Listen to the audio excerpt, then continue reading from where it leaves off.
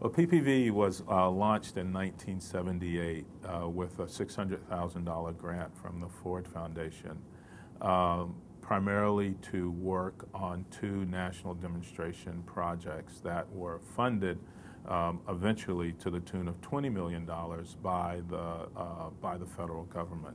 This is an organization that truly looks at the great challenges that confront us, and analyzing those challenges comes back with solutions. It's an organization of ideas, of innovation, but also balanced with an understanding of practical know-how.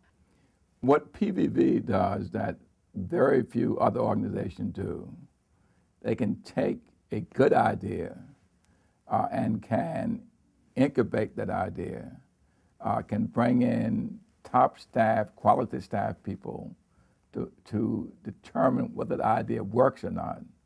And then when it is determined it does work, can then take and replicate it in places across the country. The focus on improving the life prospects of truly disadvantaged children, youth, and families, the core mission, the willingness to subject that mission to real research evidence, and then to develop real programs that make a difference in the world. That is the PPV difference. Well, it was great fun. There were three of us, Mike Balin, who later became the very effective president of PPV, and Rick DeLone, who for a short period was the president and who died too many years ago and still is a very special person in my mind. We had to pretty much invent this program. I think just getting it up and running I regard as having been a pretty neat achievement. But then I think the ability to, within a year or so, have a field staff working across the country and having a good board and a lot of extraordinarily able people working on these issues was very satisfying.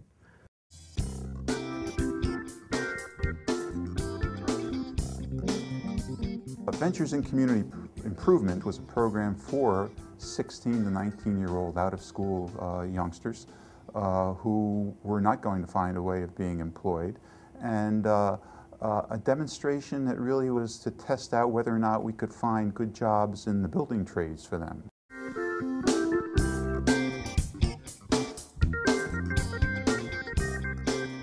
Ventures in Community Improvement essentially had one union journeyman working with 5, 6, or 7 young people. We found a very strong attachment developed between this union journeyman and the youngsters, and in fact often then led them to be some help in trying to move them along into union jobs. They became advocates and strong supporters, but more importantly they provided the kinds of things that you find today in the world of mentoring, which is a tried and true one of the favorite strategies that we now use to try to bring young people along.